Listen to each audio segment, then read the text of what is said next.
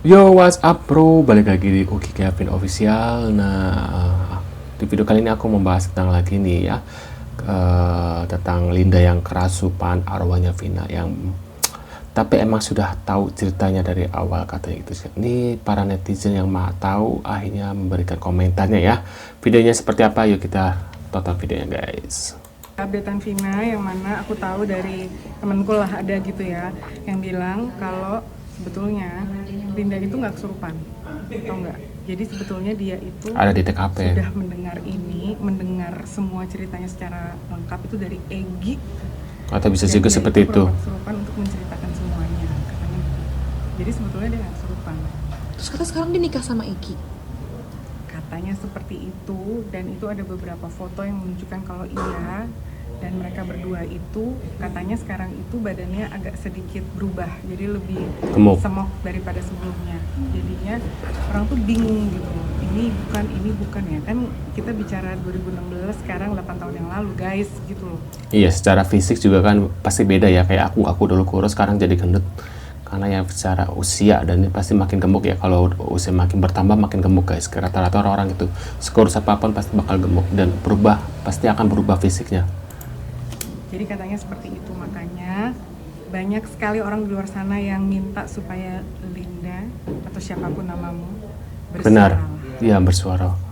Kalau bisa ya tampil di publik dan klarifikasi semuanya gitu guys. Sudah mendengar rekaman suara yang konon katanya arwah dari Vina Kabur ke Jakarta 2 orang. tanpa mengurangi rasa hormat kepada keluarga almarhumah Vina. Sejatinya itu adalah tipu daya jin yang mengaku-ngaku sebagai arwah, karena sesungguhnya tidak ada satupun arwah orang yang sudah meninggal yang mampu merasuki orang yang masih hidup. Ingat, jangan sampai tergelincir akidah kita karena mempercayai arwah bisa merasuki seseorang.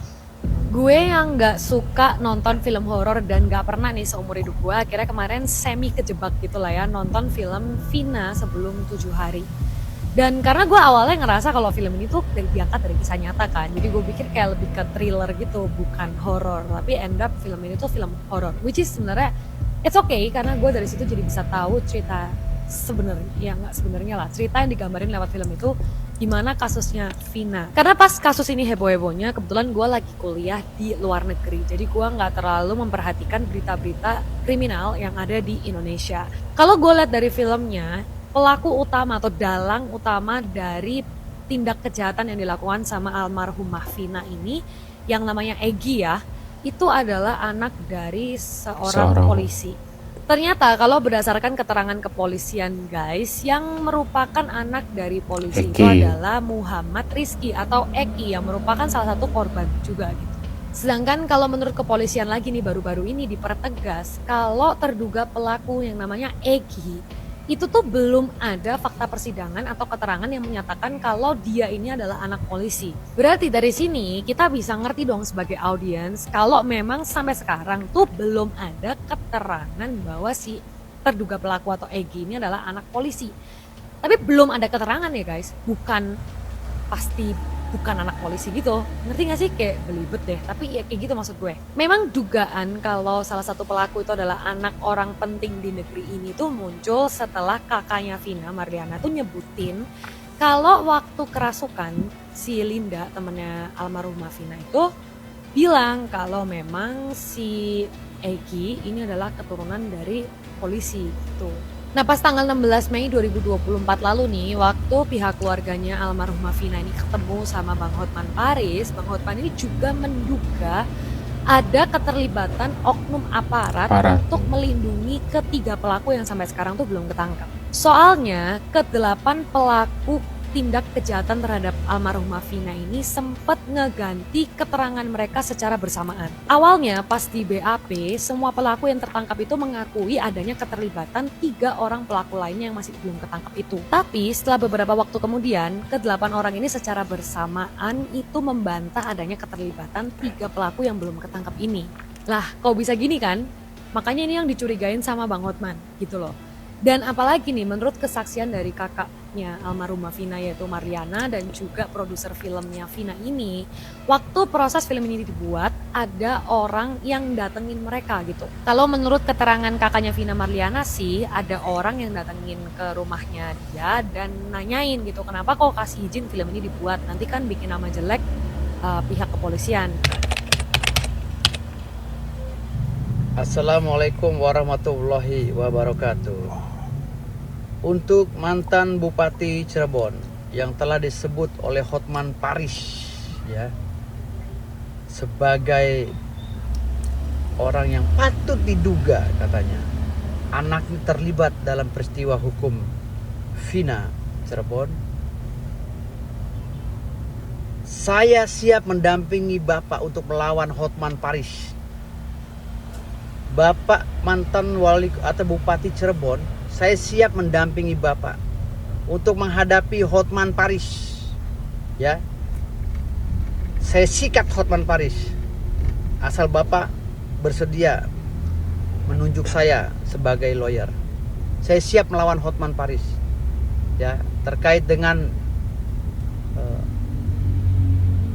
dugaan hoax yang disebutkan oleh Hotman Paris terhadap Bapak. Saya tunggu, Pak. Ya, saya tunggu. Terima kasih. Menurut pendapat kalian gimana nih guys ya? Apakah anak dari mantan Bupati Cirebon itu terlibat apa enggak ya guys ya? Tulis di kolom komentar. Saka adalah salah satu mantan napi Yang kasus salah pembunuhan tangkap. almarhum Vina dan Eki. Saka ini terus bersikukuh menjelaskan kalau dia adalah korban salah tangkap.